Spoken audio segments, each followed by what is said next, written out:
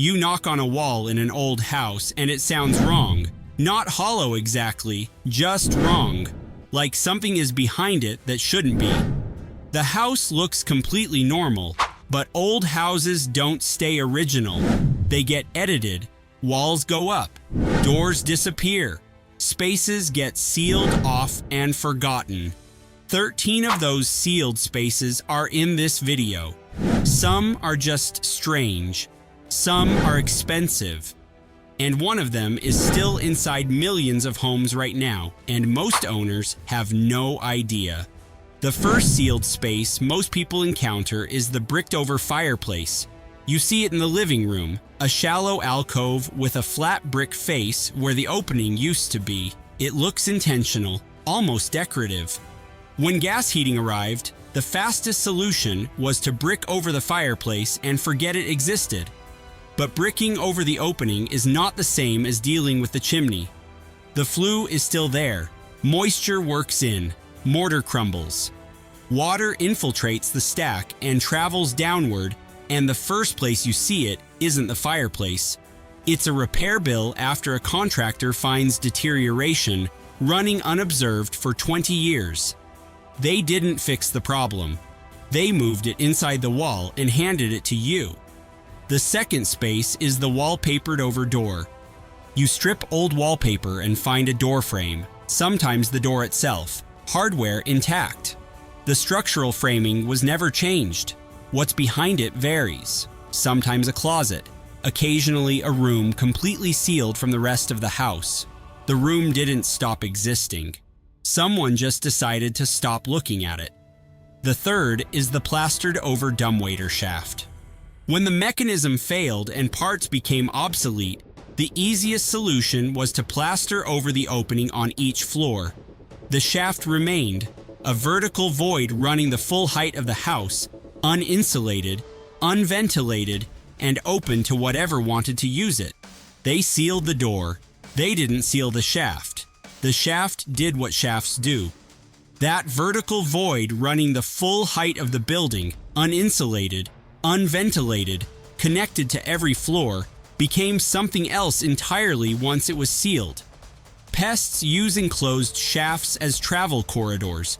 Moisture condenses inside unventilated vertical spaces and works its way into adjacent wall cavities. In older homes where fire separation between floors is already minimal, an open shaft is exactly the kind of structural gap that allows a problem on one level to become a problem on every level far faster than it should. They sealed the door. They didn't seal the shaft. The shaft did what shafts do. The fourth sealed space is the absorbed servants' quarters. In homes built before the Second World War, particularly larger houses in suburban and urban neighborhoods, it was common to include dedicated rooms or small suites for live-in domestic staff. These weren't guest rooms. They were working spaces, small, simply finished, tucked behind the kitchen or above the garage, connected to the rest of the house through narrow back staircases and service corridors designed to be invisible to the main household. Functional architecture built around a way of life that was considered entirely normal at the time. When households stopped employing live-in staff, gradually through the mid-20th century, then almost entirely, these spaces became architectural problems. Too small for comfortable modern use, poorly lit, disconnected from the flow of the main floor plan. Some were converted into storage or laundry rooms, others were repurposed into offices or extra bedrooms with varying success. But many were simply closed off. Doors were framed over, corridors were blocked. The rooms were removed from the functional map of the house without being physically removed from the structure. They became unusually thick walls, dead-end hallways, narrow spaces behind kitchen cabinets that didn't seem to connect to anything a current owner could identify. When contractors find them during renovation, they're sometimes still furnished. Shelving still attached to the walls, a small window painted shut overlooking the back garden. occasionally personal items left behind by occupants who were simply part of a household that no longer exists in that form. These rooms were not sealed out of malice or embarrassment. They were sealed out of inconvenience. But inconvenience applied to a room is just a slower version of erasure. The house remembered everyone who lived in it. The later owners just didn't know all the names. The fifth sealed space is the closed-off root cellar. Before mechanical refrigeration became standard in American and European homes, which happened later than most people assume, spreading through the middle of the 20th century rather than arriving all at once, a root cellar was not a charming rural tradition, it was functional infrastructure. A cool underground space, partially or fully below grade, accessible from inside the house or through an exterior hatch, designed to keep vegetables, preserved foods, and stored goods at stable temperatures through the winter months. Standard construction in older homes, especially outside city centers, and common enough in suburban properties built through the early 20th century that finding evidence of one during renovation is not unusual. When refrigerators made them obsolete, root cellars were decommissioned in the simplest possible way. A hatch was boarded over. A door was nailed shut. In some cases, a new floor was simply laid across the access point, and the space below was left exactly as it was. Dirt floor, stone or brick walls, no waterproofing, no ventilation improvement, no treatment of any kind. The assumption was that sealing the entrance was the same as resolving the space. It was not.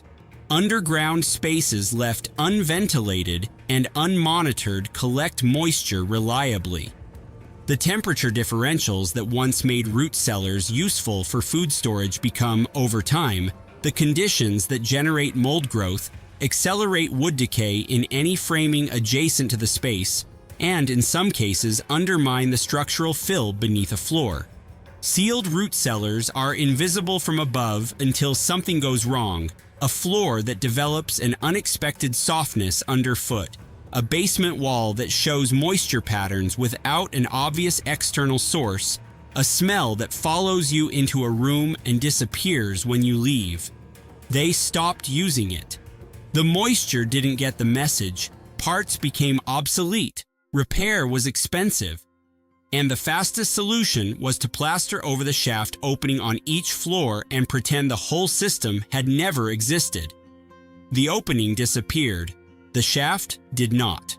That vertical void, running the full height of the house, uninsulated and unventilated, became a hidden highway between floors. Pests use it. Moisture travels through it.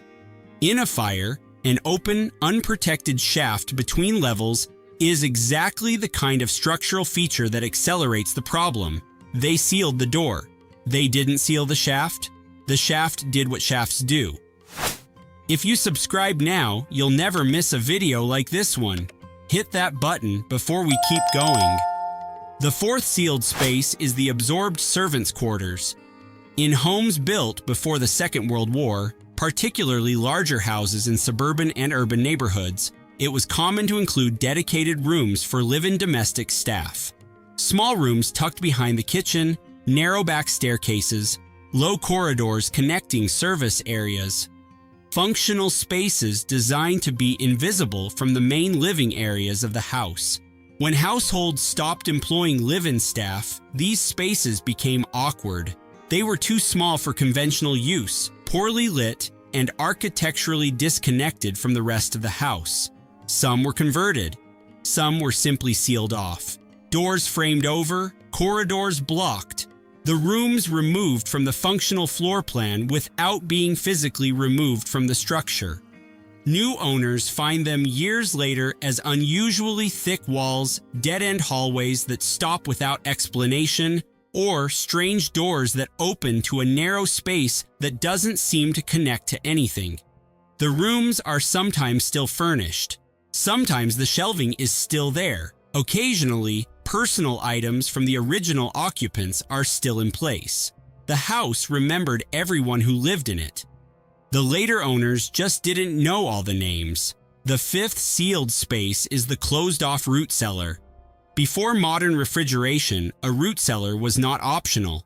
It was how food survived the winter.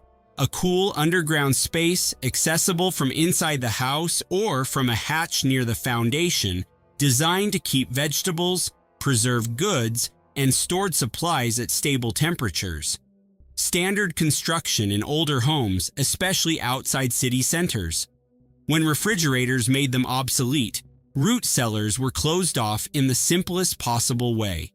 A hatch was boarded over, a door was nailed shut, a floor was laid over the opening. The space below was not filled, not waterproofed, and not maintained.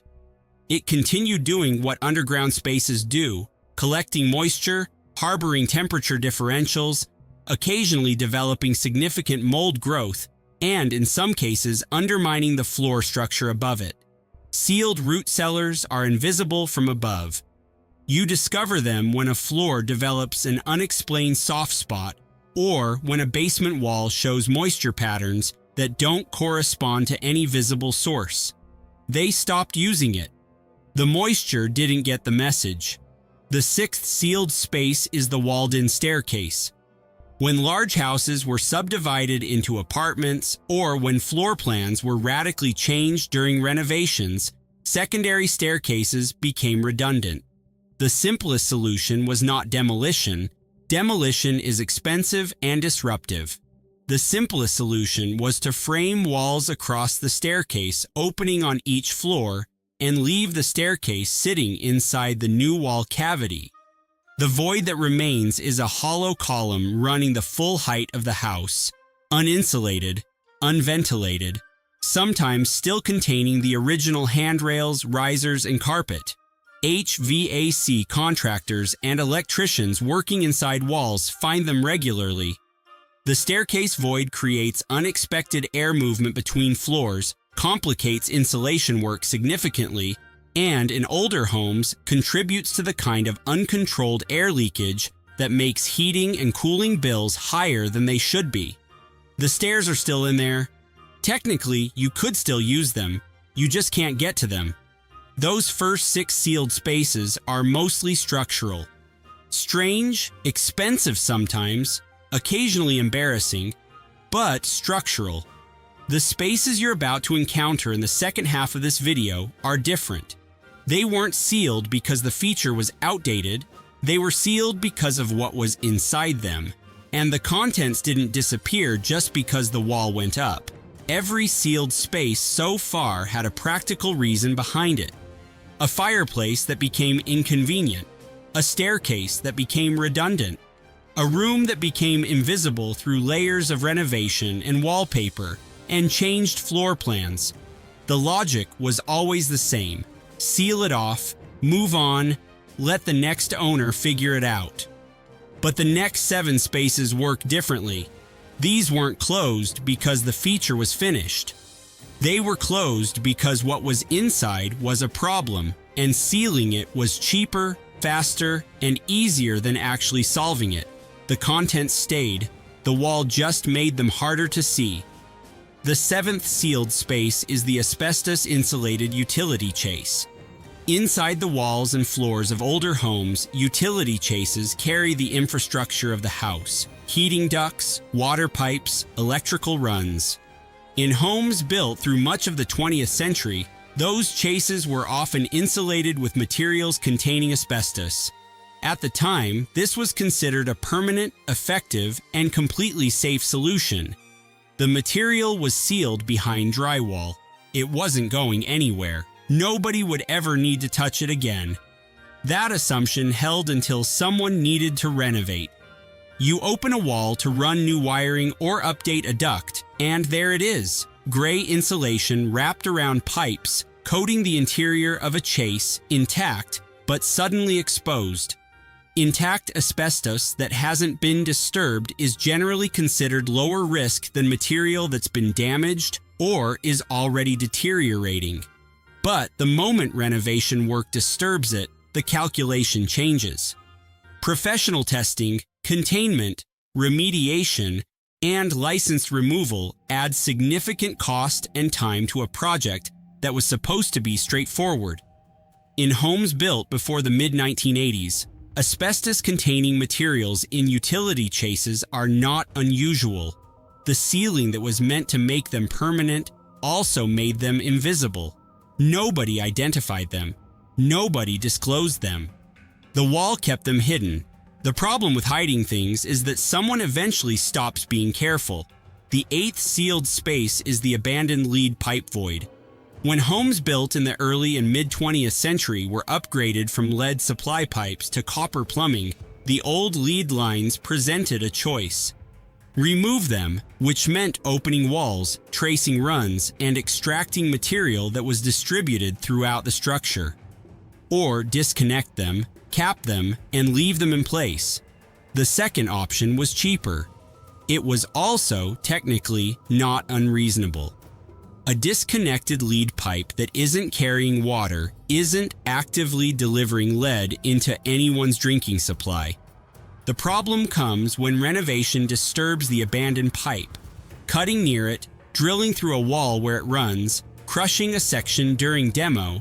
Any of these can release lead dust into a work area. In homes with children, lead dust is a serious exposure risk. The presence of abandoned lead pipes inside walls also complicates disclosure and insurance in some markets, particularly when the owner didn't know they were there and therefore couldn't disclose them. Contractors find them mid-project, after the wall is already open and the damage is already done. The pipe wasn't carrying anything anymore. Accept the potential to ruin someone's renovation timeline and someone else's peace of mind. The ninth sealed space is the painted shut nursery window. This one looks harmless. You walk into an older bedroom or nursery, you try the window, and it doesn't move. Not stuck, sealed. Layers of paint have been applied over the years, coat after coat, and at some point the window simply stopped being a window and became a wall with glass in it. In some older homes, this was deliberate. A window painted shut in a child's room was considered a safety feature. No drafts, no accidental openings. Problem solved. The problem it created was egress. A room with one door and no functioning window is a room with one exit. In a fire, that distinction matters. Painted shut windows in bedrooms are a code issue in modern construction and a red flag in home inspections.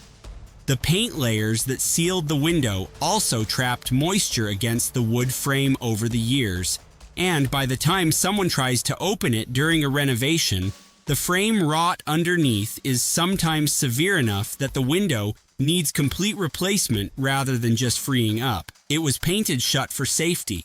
The problem is that depends entirely on which direction the danger is coming from. If this kind of video is what you're here for, subscribe. There's more where this came from. The 10th sealed space is the boarded over coal chute. Before oil and gas heating became standard, coal was the fuel that kept older homes warm through winter. Coal was delivered directly into the basement through a chute, a small opening in the foundation wall, angled downward, designed to receive a load of coal from a truck parked outside and funnel it into a storage area below. Practical, functional, and completely standard in homes built before mid-century. When coal heating was replaced, the chute became a hole in the foundation wall. The solution was usually minimal, a board nailed over the interior opening, a thin facing of brick or mortar on the exterior, sometimes just insulation packed into the gap. These closures were not engineered, they were improvised. And the improvised closure of a foundation opening is, over time, one of the most reliable sources of moisture infiltration, pest entry, and cold air leakage in an older basement. Waterproofing contractors find them regularly. Insulation crews find them. Occasionally, homeowners find them for the first time when they notice a smell in the basement that doesn't correspond to any visible source, or when they see a section of foundation that looks subtly different from the rest. The coal is long gone. The hole in the foundation was more patient. The 11th sealed space is the hidden knob and tube electrical void. Early residential electrical systems used a wiring method called knob and tube. Ceramic knobs fastened to framing held the wires away from wood. Ceramic tubes protected wires where they passed through joists. The system was designed to air cool. The wires needed open space around them to dissipate heat safely. When homes were rewired with modern cable, the old knob and tube runs were frequently left in place. Running new wiring alongside the old was easier than tracing and extracting the original system from inside walls and ceilings. Abandoned knob and tube that has been properly decommissioned is one thing. The complication is that it wasn't always properly decommissioned. Junction points were sometimes left live. Later, DIY work sometimes reconnected old runs without understanding what they were. And the insulation added to older homes for energy efficiency, blown into wall cavities laid across attic floors, was installed over knob and tube systems that were never designed to be buried. Covering knob and tube wiring with insulation removes the air cooling the system depended on. Many insurers now decline to cover homes with active knob and tube wiring, or charge significantly higher premiums. The combination of abandoned wiring, added insulation, and decades of undocumented modifications has been associated with electrical fires in older homes. They left the old wiring in the wall because removing it was inconvenient. The wiring stayed and it did not retire gracefully. The 12th sealed space is the mold-sealed bathroom wall. You retile a bathroom. The old tile is cracked, the grout is failing, and there's a smell you've been ignoring for longer than you'd like to admit. The fastest renovation approach, the one that avoids opening walls, avoids delay, avoids cost, is to tile directly over the existing surface. The new tile goes up. The bathroom looks clean. The problem is gone. The problem is not gone. Mold growing behind bathroom tile does not stop because new tile was installed in front of it. It continues spreading through the substrate, the drywall or cement board behind the original tile, and eventually into the stud cavity. From the stud cavity, it can move laterally into adjacent rooms or vertically into the ceiling or floor structure. The new tile surface conceals the progress entirely. During a sale, during an inspection, the bathroom looks fine. The issue only appears when someone eventually does a proper renovation and removes the tile down to the framing. What contractors find behind tiled-over mold problems is sometimes a complete gut renovation of a wall that looked from the outside like it just needed new grout. The new tile looked perfect. The wall behind it had been working on something else entirely. Which brings you to the 13th space, the one that changes how you think about old houses. An entire room, not a void, not a shaft, not a utility chase, a full room with walls, floors, ceiling, sometimes windows, sealed off from the rest of the house so completely that the current owner has no idea it exists. The door is framed over, the entrance is blocked. The room has been made invisible from inside the floor plan, and it transfers with the house, undocumented, from owner to owner, sometimes across multiple decades. The reasons vary. A legal dispute over shared property that was resolved by simply walling off the contested space. A structural problem, failing foundation, contaminated floor, severe pest damage, that was too expensive to repair and easier to enclose. A storage situation during an estate settlement where a room was locked, the key was lost, and successive owners assumed the wall was load-bearing. An oil tank or chemical storage area sealed off after use because removal cost more than the renovation budget allowed. In every case, the logic was the same. Close it off, move on, and let the house carry the decision forward. What's inside when someone finally opens it ranges from mundane to genuinely troubling. Old furniture, decades of stored belongings. Structural failure that has been progressing without observation.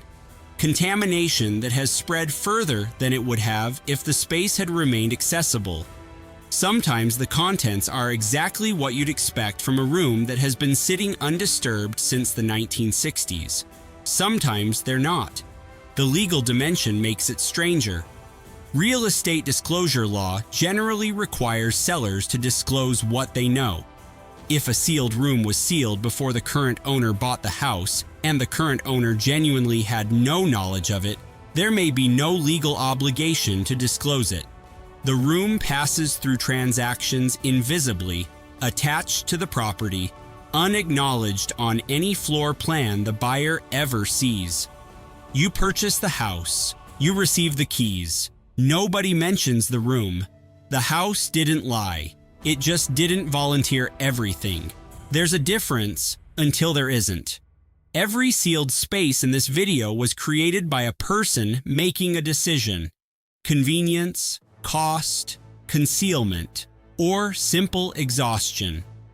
The house absorbed the decision and held it. New owners inherited not just the rooms they could see, but the edits they couldn't.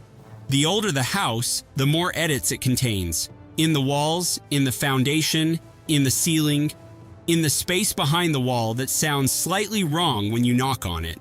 Homes are not finished.